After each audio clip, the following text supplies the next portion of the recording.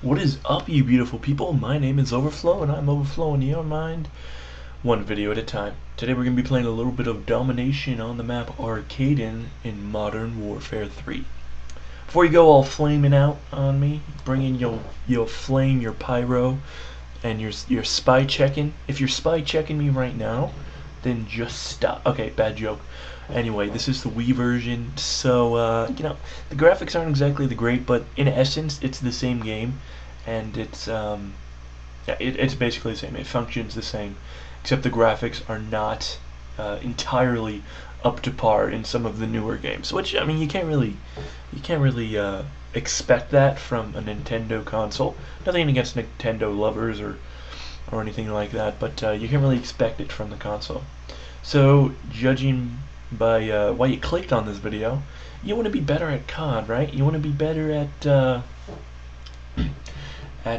Call of Duty, and you want to maybe play professionally. Maybe you just want to get a little bit better. Anyway, I am your knight in shining armor outside your small villa during midnight of a full moon, and the moon is glistening off my armor as I tell you about Call of Duty. Okay, well, anyway, the first thing, well, actually, let me explain this. In Call of Duty, there's a lot of things that are universal that come from every Call of Duty, and then there's some things that are Modern Warfare 3 specific, and there's some things that they don't make you a better player, but if you know about it, then you can defend yourself against it.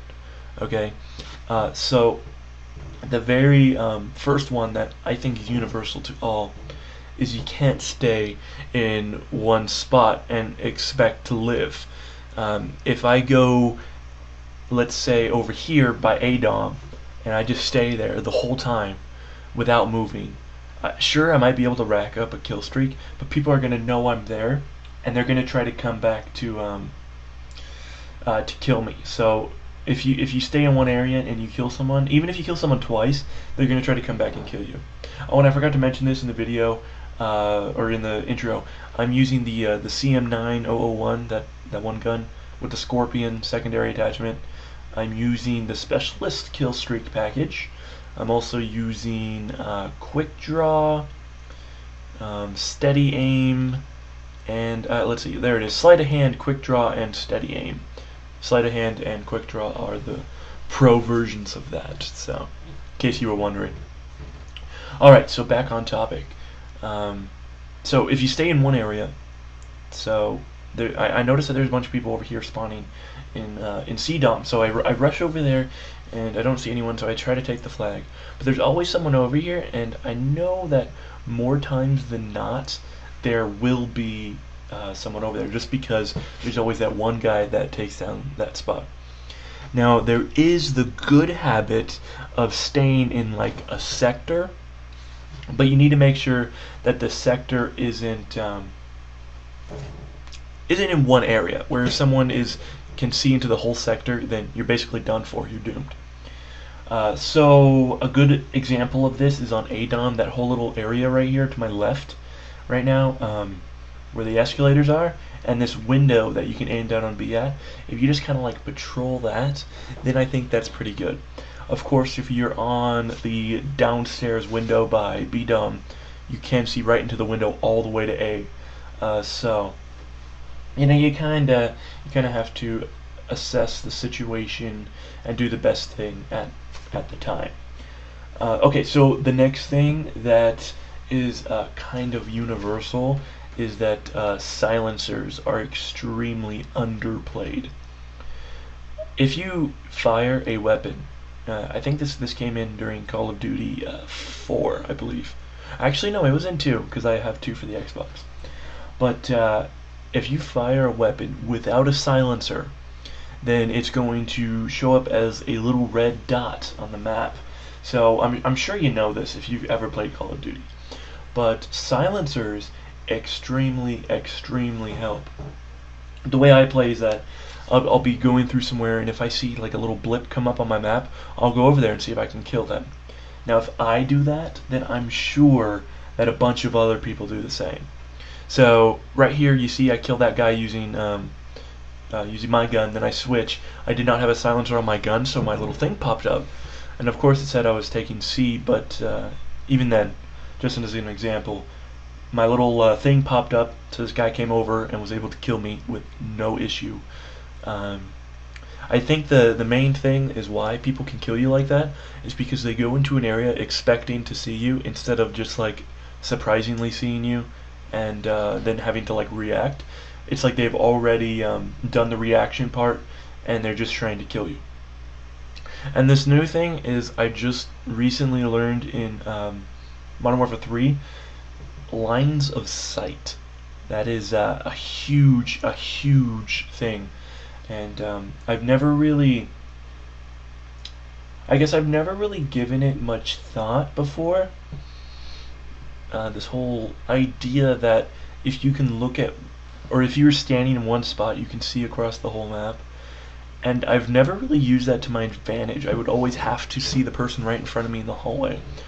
Let me see if I can get a good example here. Okay, for this one, if you look over up here in the corner, if I were to turn around, you could see all the way down C-Dom, all the way almost to B. That's a great line of sight. And right here, where I killed that guy, you can see all the way to the escalators of A, right? In that little area. That's an amazing line of sight that people don't exactly use to their fullest potential.